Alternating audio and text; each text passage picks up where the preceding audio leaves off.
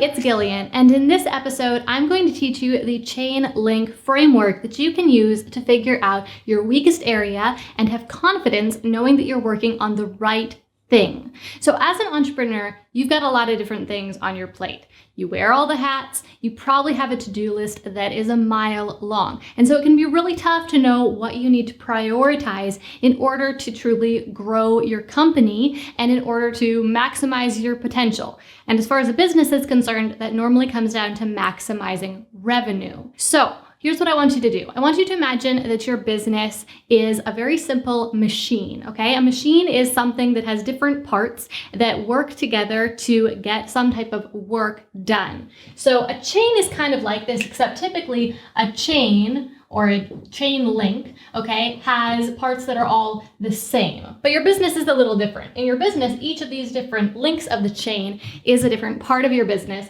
and altogether, your business is working to move a load. And so it can pull to move the load. Now, in your business, you're probably trying to have some sort of impact on the world. You're trying to help your customers do something, but overall, your main business goal is probably, like I said, to maximize revenue. So you've got these different links, and they're all working together to pull this load to accomplish as much as possible. And in your business, these things are things like your product, your marketing or your visibility, your sales system, that'd be another chain link, your team or human resources, your contracts and other legal aspects of your business, and also your management of your finances.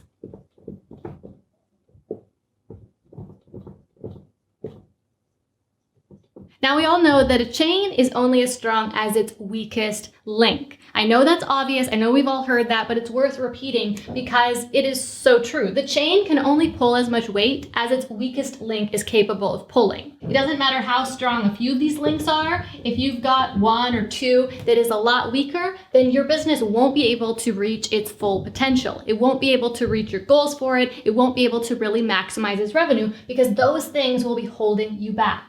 So for example, let's say that all of your weeks were really strong except for your product link. And your product link was really weak. And what I mean by that is maybe your product wasn't very good quality. So how would that hold you back? Well, you could have amazing visibility.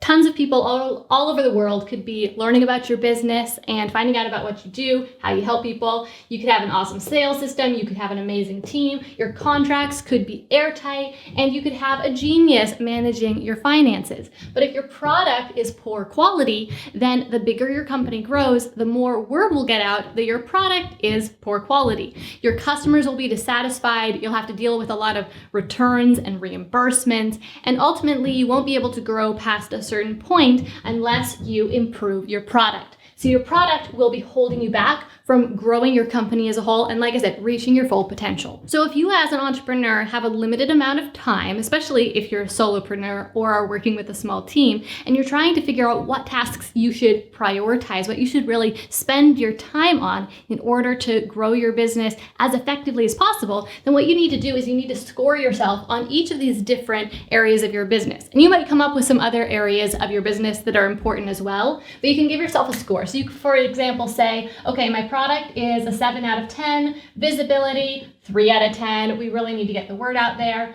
Sales, well, we have a sales system. It's not converting people very well though. So we'll say 4 because it's converting some people. We've got a great team. Okay, so that's going to be an 8. They're amazing people. Contracts, they're solid. No problems that we know of. And financial management, it's okay. Could probably be better, but it's okay. So then we take a look at how we're scoring on all these different areas, and whichever one is the lowest, that is our weakest link right now, and that is what we need to focus on first in order to strengthen the business as a whole, because that's going to be the thing that's holding us back. So in this example, it would be visibility. Hardly anyone knows who this company is, what they do, how they help people, so they need to focus on getting the word out.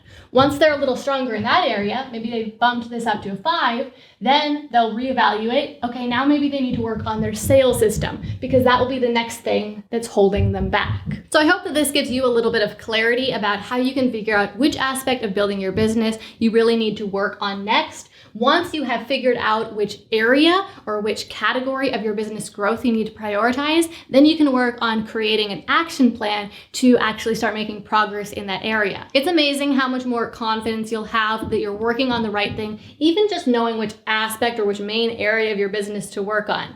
The next steps will present themselves. When there's a million different things you could be working on, you might have no idea what you should do next. But as soon as you know, oh, it's visibility, then you can start researching different tactics for visibility and creating a plan for how you will strengthen that part of your business. If you have any questions about exactly how this works or how you can apply it to your own business, then be sure to ask me in the comments down below. And after you go ahead and score yourself on these different areas of business, I would love to hear what is going to be your next step for what you need to work on to make your business a stronger machine that can lift more weight. Thanks so much for watching. I'll be back again next week with another video all about how to grow your online business. So I hope to see you then.